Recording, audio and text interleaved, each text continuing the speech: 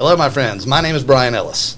A bit later, if we have time, I'll regale you with a listing of all the well-known clients who've hired me to write their pitch decks and webinars, and maybe we can touch on some of the big projects I've worked on and major magazines that have published me and universities for whom I've taught and so on. But for now, let's just focus on helping you raise more money much more quickly and easily, shall we? We began surprisingly with this sculpture of a face. That particular face belongs to Swedish tennis star from the 70s and 80s, Bjorn Borg. Now, Mr. Borg himself isn't really relevant to us, but the effect this artwork has on your mind offers a profound object lesson that will make you far more powerful as a raiser of capital. As you look at that sculpture, consider this question. If the basic information you're communicating in your project's pitch decks and webinars, if that info is correct, does it really matter what specific words you use to communicate the information? For example, if you're raising 10 million or 50 million, whatever, does it matter how you say that so long as your prospect understands the basic facts? Or if your minimum investment is 100 grand, or your expected holding period is 5 years, or your expected ROI is 29%, is it enough to communicate those facts, or can the specific way you communicate that info have a very material impact on just how quickly, easily, and effortlessly you can raise the capital you need? Well, the answer without a single shred of doubt is that it does matter how you share the details of your project when you're raising capital, and I have hard evidence to prove it. Oh, by the way, that sculpture that you see on your screen, your brain thinks you're seeing a face, but that face isn't one like you've ever seen before, even though you don't know it. In fact, that face is literally opposite any face you've ever seen, with the nose, lips, and other features of the face pointing inward rather than outward, almost as if it's a mold of a face rather than a mask. It's pressed in rather than being pressed out like a normal face. Now, you got the idea that this was a face, but you had absolutely no idea that this face is unlike any other face you've ever seen because you wholly lacked the context to know its tremendous, tremendous uniqueness.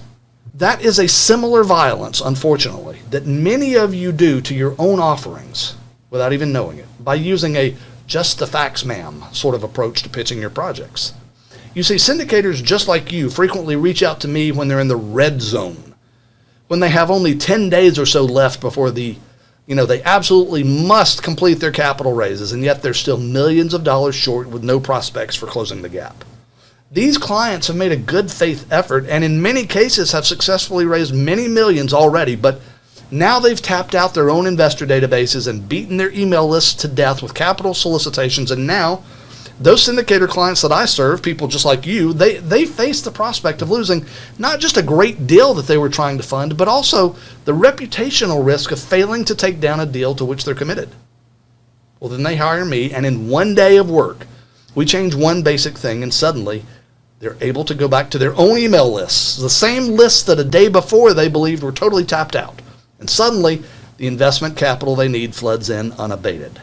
And to be clear, this is not an inexpensive service I provide. My fee is $25,000 per day, and I stay quite busy doing this sort of thing, and 100% of that business comes from word-of-mouth referrals. I share that number with you for one reason, not because I'm pitching you, but to give you clarity on the value of what you're about to learn. So what is it that I do for my clients that you should do for yours as well? Well, by writing or rewriting a pitch webinar for them, I help clients to share not just the content, the hard facts about their projects, but the context of the project as well, the reason why that information matters. And in so doing, I help those investor prospects to whom they're communicating, I help them focus on the information most likely to help them not just say yes, but to say yes right away. So how do I do it? And how can you do it too? Well, there are many principles that I use, 3 of which I'll share with you today. Persuasive principle number 1 of which is what I call focal clarity. Consider what you see before you right now. This is an actual slide containing high-level financial projections that a client was using in their pitch webinar before they hired me. It certainly has some useful information in it, projected total income, expenses, CapEx, NOI, all of that for 5 separate years, along with the ultimate prediction of a 20.4% internal rate of return. All that's good, useful information to be sure. But consider this question. in the context of a webinar, which, by the way, is increasingly the dominant tool for capital raising in the COVID-19 era, how many of your viewers are going to read all of the information on that screen? Here's the answer to that. 0. Not a single one.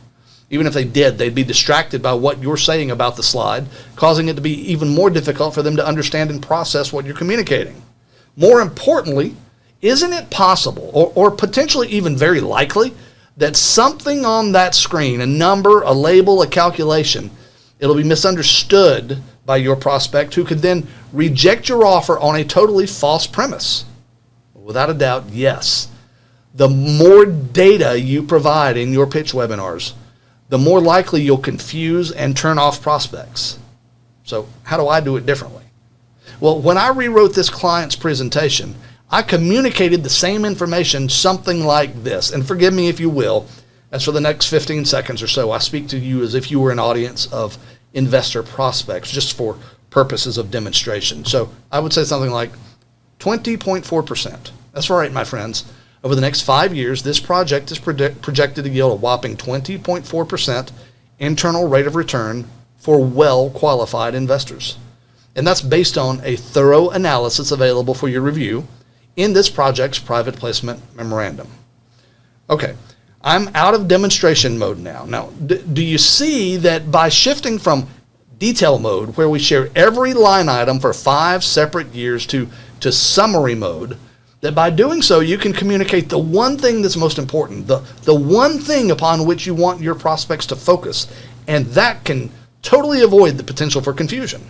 And by the way, you don't have to slam the door on providing that detailed level of information to your prospects. You should provide that to them. Instead, provide it to them exactly where it ought to be and nowhere else, and that is in the private placement memorandum.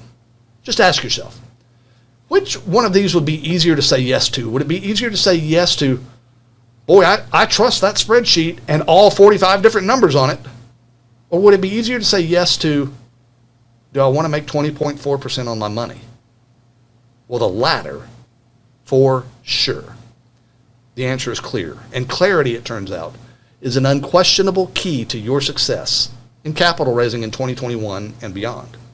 So that's persuasive principle number 1 of 3 for today, which is focal clarity. But focal clarity alone is not enough, and that's where transition to persuasive principle number 2 happens, which is superiority context. This is where we help our prospects to understand not just the information itself, but why that information is so urgently relevant. Now, in the information I gave to you just a moment ago, the example I gave to you a moment ago that revealed the sample project offered a 20.4% IRR, well, almost immediately thereafter, if I was delivering that in a real pitch context, you'd have heard me put that into a superiority context by saying something like this, as I now go back into demonstration mode, so to speak, if you don't mind. I'd say something like, and I'm sure you recognize the gravity of such a return. After all, if you look at the first 2 full decades, the first 20 years of the 2000s, you'd see that even the venerable Warren Buffett, his company Berkshire Hathaway, well, its share price increased by only an average of 9.9% per year during that time. So the potential to enjoy a return that's literally more than twice that number is something that any discerning investor will take very seriously. Okay, out of demonstration mode. Do you see what we're doing there? It's called superiority context.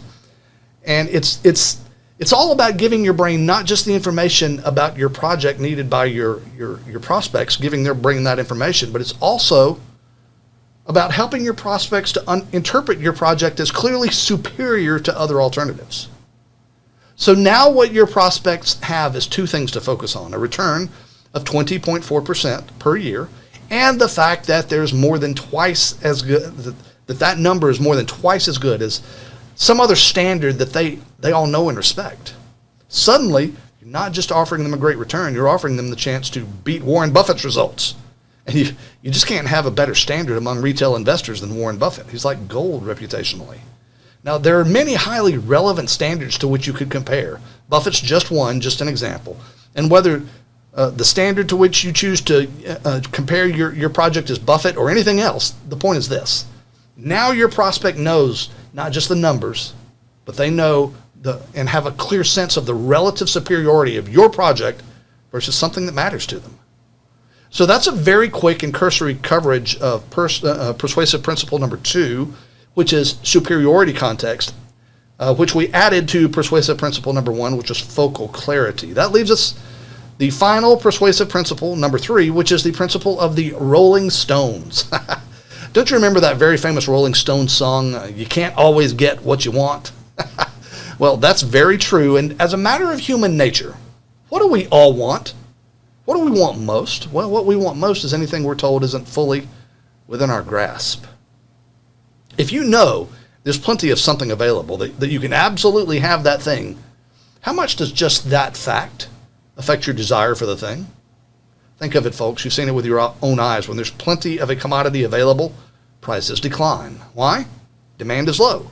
Conversely, we've all had the experience of wanting to get that hot new toy for a child or grandchild at Christmas time, only to fail to do so because demand was so very high that every such toy for miles around is already sold out. The same psychology applies to your offering as well, my friends. Imagine, for example, that you're doing a $5 million raise and your project's minimum is $100,000 per investor. Well, let's think about that. To your average retail investor, $5 million is a large amount of money, but what about the number 50? Not 50 billion or 50 million, just 50. That's a number small enough for them to get their head around, isn't it? And here's why that matters. Take $5 million, the budget for your project, divide it by the $100,000, which is your project's minimum per investor. What do you get? You get 50. 50 investors. Only 50 people are needed. In fact, a hard maximum of 50 people, and maybe less because some of your investors they'll probably put in more than the minimum. So a hard maximum of 50 people will be allowed to participate in your project. When the 51st investor asks to participate in your project, they will be refused. Not because you don't like them, but because there's a strictly limited supply of spaces for investors, a limit that cannot be adjusted. You see, your prospective investors need to know this one thing. They can't always get what they want. They don't get to participate in this project simply because they want to participate. They have to be qualified to participate, and one aspect of that qualification is they must be among the first 50, because if they're number 51, they're out of luck. You see, my friends, most syndicators, they operate from a default mental position of desperation or need. They speak to their prospects as if the prospect will be doing them a favor if they choose to participate in the project. That's the wrong way to do it, folks. My presentations, to the contrary, operate from a very clear position of strength and even scarcity, which is to say, when you watch a webinar that I've written for one of my clients, what you hear is not just opportunity, but an opportunity that's very, very clearly stated around a central objective. That's focal clarity, but it's not just clearly stated. It's also written from a superiority context so that the prospect will know it compares very favorably to a known standard. And not only is it written from a context of superiority, but it's written so that potential investors know that the opportunity for them to participate is very strictly limited, and that as a result, it's distinctly possible, a very real possibility, in fact, that they could want to participate but not be able to do so. And thus, there's clear but very elegant pressure for them to take action right away. Now, the fact is there are many other persuasive principles that I use in crafting presentations for capital raises. And these three aren't even the most powerful of them. But if you do nothing more than use these principles in your presentations, what you'll find is that no longer are you giving professor-style lectures, but instead you're speaking to your prospects' minds in a way that their minds are naturally built to understand. And the result is clear and consistent. More money for your projects, more quickly, far more easily than ever before. My friends, we're out of time, so that's all for now. If I can be of service to you, drop a text to me at the number you see on your screen, and I'll be happy to reach out. And if you benefited from this presentation, be sure to let Richard Wilson and the crew at Capital Con know, and maybe we'll meet again in the future. My friends, I am Brian Ellis. It has been a pleasure to be with you today.